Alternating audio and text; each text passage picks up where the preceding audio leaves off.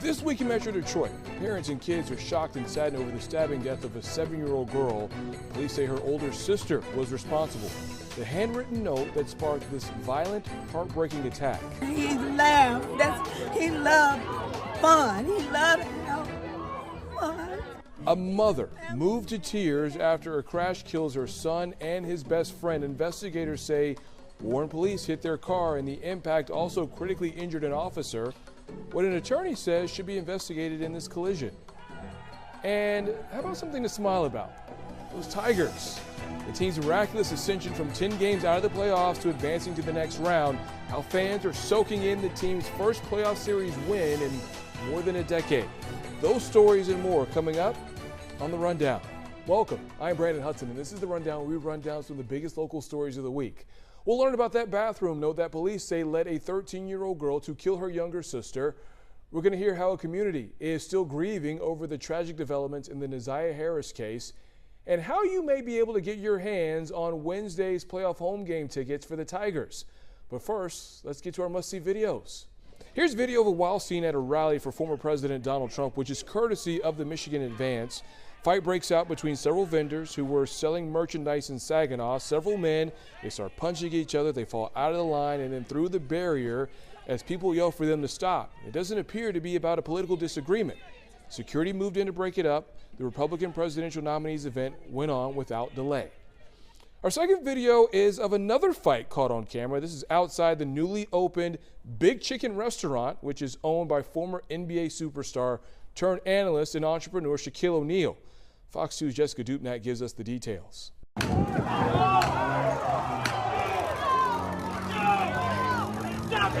I mean, what are we supposed to do? We're supposed to let this, 250-pound guy, beat on my deputy for whatever reason? That's not the way it works. A cell phone snapshot, only part of this story. Folks in a frenzy over chicken and to get a glimpse of NBA legend Shaquille O'Neal. People started to get a little testy because they couldn't get in and etc. And then Shaq showed up, so that added a little bit to it. Shaq is affiliated with Big Chicken restaurants. Inside eating last Friday, while feathers ruffled outside, particularly for 21-year-old William Prieto, seen here on security cameras. The crowd had overheard some comments that led them to believe that the one guy had a pistol in his backpack. They'd eventually find a BB gun in his bag made to look like a pistol.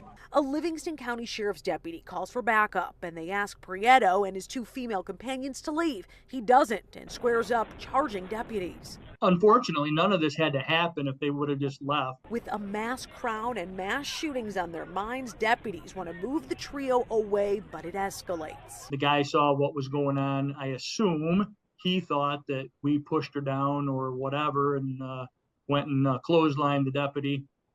And the rest is history. No one was seriously hurt in the encounter, but it did end with some serious charges against Prieto for carrying a concealed weapon, resisting, and for being a habitual offender. 21-year-old Abigail Strong and her mom, 48-year-old Holly Strong, charged with a three-piece of resisting officers. They got their 5 minutes of YouTube fame. I'm just not sure that's how they wanted it, especially with the criminal charges. So there you have it. It has been a difficult week for the relatives and many in the community who have developed a connection to Neziah Harris. She's the 13-year-old girl who went missing in January after she stepped off a school bus. Last week, we learned of the disturbing details surrounding her disappearance and presumed murder despite police not finding her body yet. Police say Jarvis Butts, an adult, is responsible for some unthinkable crimes, and days later, this is still one of the top stories on our website, fox2detroit.com. We spoke to community activist and host of 7 Mile Radio, Mark DeAndre, who has been a voice for the Harris family. Mark DeAndre, 7 Mile Radio, thank you for joining us here on The Rundown. How you doing? I'm doing good, brother. How are you? Hey, I'm doing good, man. It's good to see you. Despite these circumstances, I do want to offer my condolences to you as well, because I know that you worked closely with Neziah Harris's family. It's been a week since we got a lot of these tragic details. Absolutely. How are you doing, and how is Neziah's family doing?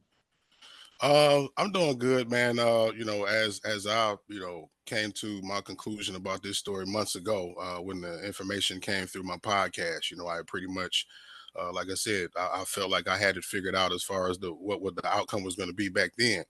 The family, as well as can be expected, considering that everybody was more hopeful with the outcome. And, this is not what we wanted, of course, but, the family, as far as Roxy and that side, I know is still diligent on keeping her name alive and keeping the movement alive as far as, raising awareness about not only this situation, but others like it. So, I know they're still heavy in their hearts and their minds with it, but they are strong. So, What was it about this case that gave you the intuition of where these details were and the information that we were going to get from the Wayne County Prosecutor's Office? well, it was a lot of the information that was said on my podcast from the people who were within the nucleus of the house that Naziah lived in, right? That came out and said the things that led me to, the information or the conclusion that I had in the beginning. So it was pretty much they told on themselves, if you want to say it like that. You have really been, deep into this story, even as we were trying to pick this up several months later. What is it, and what conversations have you had with people in the community? Maybe not people who are directly associated with Naziah's family, but the people that you have spoken to in the community, be it through your podcast or just being a face out there or being on social media? I would say the level of concern is the same with not only Naziah and her case individually, but just a lot of the cases where the kids are missing in our community. You know what I mean? And they just a lot of people tell me they wish it was more people out in the city like myself that would be boots on the ground to help solve some of these issues and some of these I don't want to call them all runaways, but these situations where the kids are not coming home. Um, um, but yeah, it's just the same level of concern for the most part. Everybody is really diligent on getting these cases solved. I know that we have followed this, really grassroots outlets like yourself and 7 Mile Radio have really dedicated a platform to this. But too many times we see young Black girls go missing, and it's not often talked about as much as their counterparts who are not of the same color or of the same race or ethnicity. What is it that you think as a community, maybe in Metro Detroit, we can learn as far as dedicating resources, time to searching for other young Black girls who may be missing in Metro Detroit? What I say to that is stop being so reactive and waiting until things happen. We all see the signs and the symptoms of situations like this going on in our households and our communities. We need to be more proactive to stand our ground on being involved when we see troublesome situations brewing in the households, right? I know it's a saying that what happens in the household stays in the household, and that's part of the narrative of what allow situations like that to happen, because there's so it's a lot of secrecy in a lot of the households, and things are swept under the rug where things need to be exposed, things need to be talked about, and so they won't happen like this in the future. That's pretty much the best thing that I feel like we can do.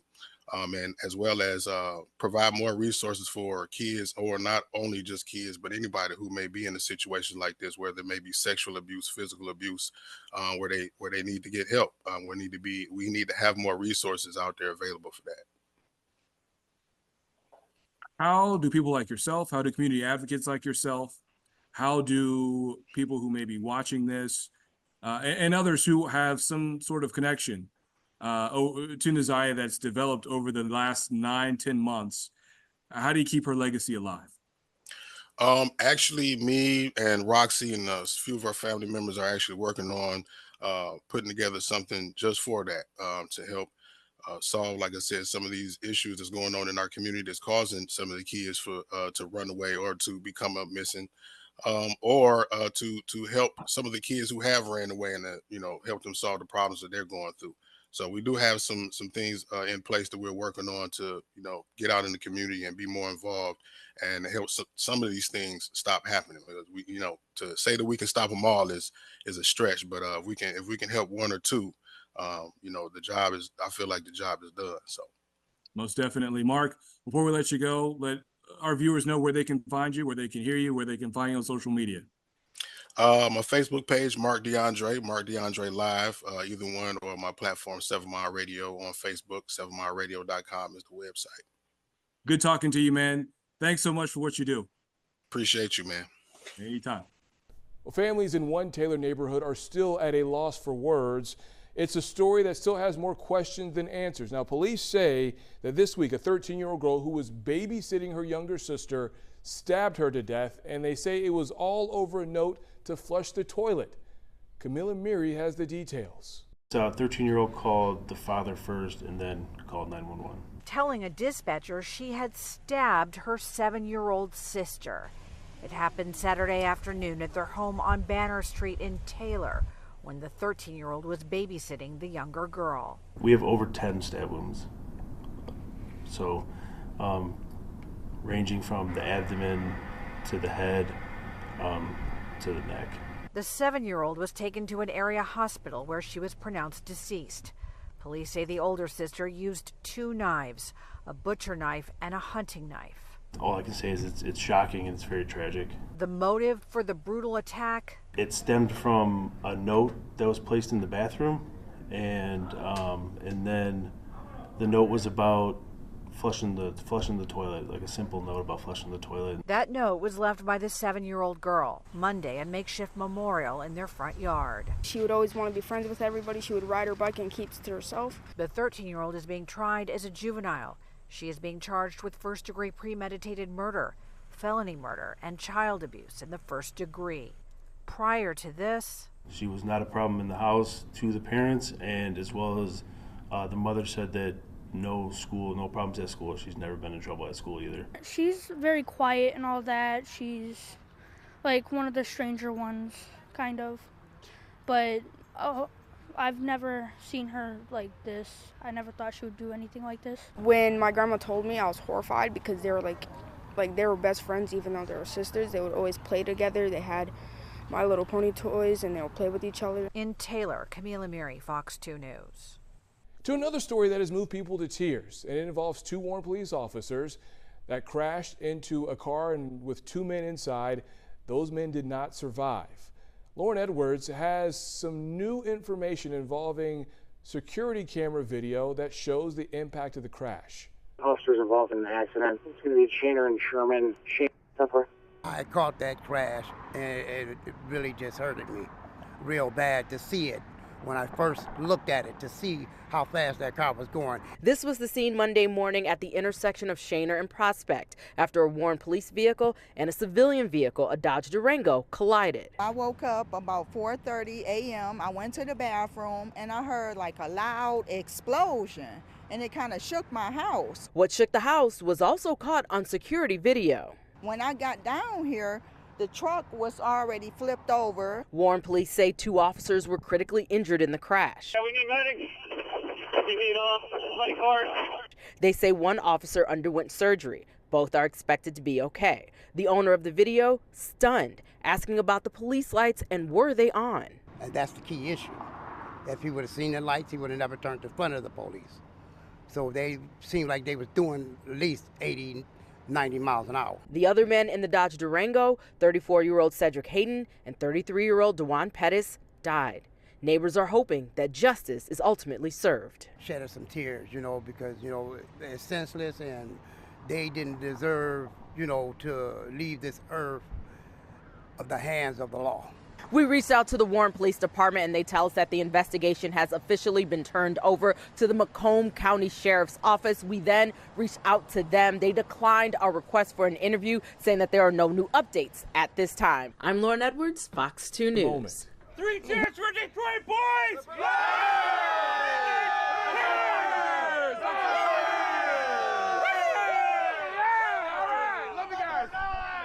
Oh, yeah, you know the party is still going on in Tigertown hours after the boys blew out Houston in the sweetest of sweeps, moving on to the ALDS. Awesome game. They're the best. These fans from Canada are loving every minute of it, as the song goes. They had good defense. They played well. We love them.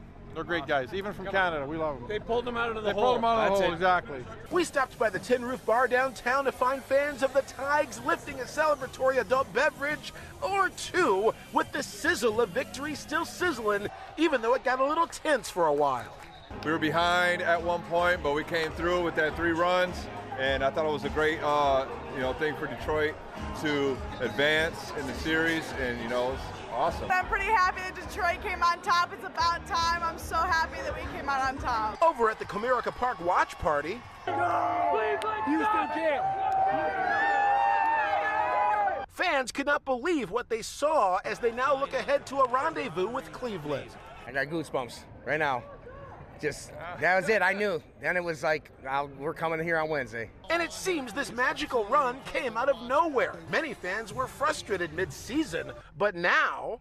Let's go, baby, Detroit! Woo! We're going to World Series, without a doubt. It's all about sustainability from this point on. What do we have to do to keep this going? We got to keep playing hard. You can't be so like, oh, I don't want it. No, you got to go all in. It's all or nothing here. In the meantime, let's hear it one more time for those Detroit Roots.